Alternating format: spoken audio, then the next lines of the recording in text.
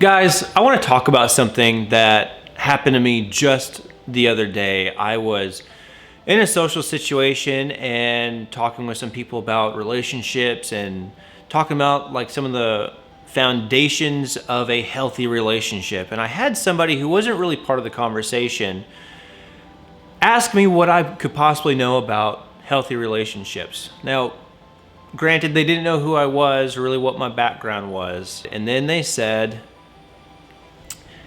I've been in a committed relationship. I've been married for 30 years. I think I know more about what it takes to stay in a relationship than you ever will.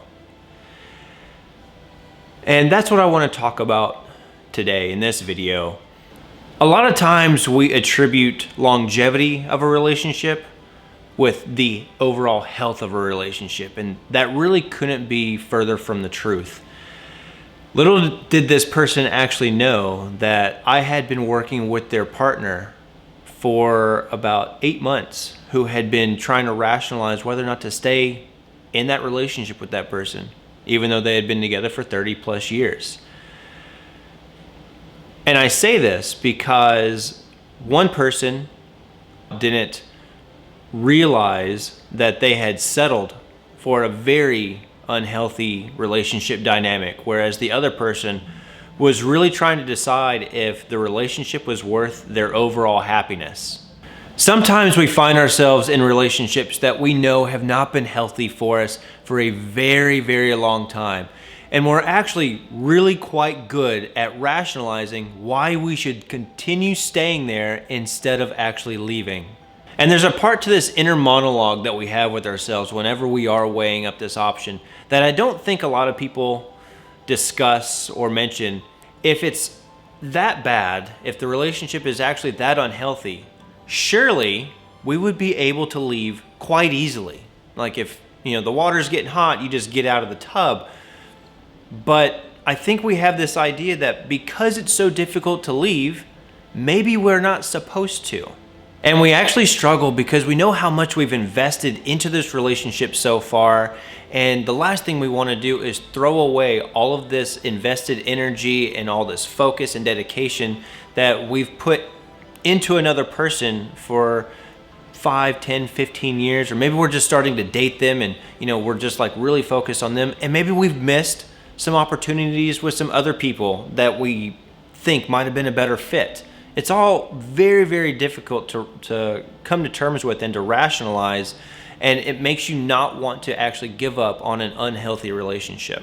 And I've actually been there myself. I was in a relationship with one person from the moment I was 16 to 30. And I went through a lot of those thoughts trying to figure out, should I leave? I've been here for so long, like maybe this will get better. Maybe, in 6 months things will get better. And I think that's kind of a way of us convincing ourselves not to make the better decision. And probably the most negative aspect of this is that every time I would convince myself to stay, I felt worse about myself. It was slowly chipping away at my pride in who I was, the fact that I was accepting a lower standard relationship than what I knew I was capable of having. Eventually, though, we have to take responsibility to make our own happiness a focus.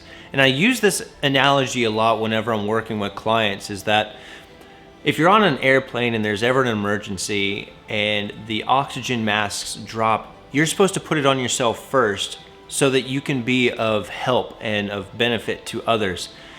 And the exact same thing is true in relationships and in your private relationship. Is if you're not taking care of yourself, if you're not promoting self-love and happiness and mental well-being, you're not going to be good for your partner. And once you make that decision to move on from that unhealthy relationship, that toxic dynamic, you're going to start opening up so many opportunities for you to experience that are going to be full of love and life and happiness. And what I want to encourage you to do is really consider whether the longevity of the relationship is more important than your own health and happiness.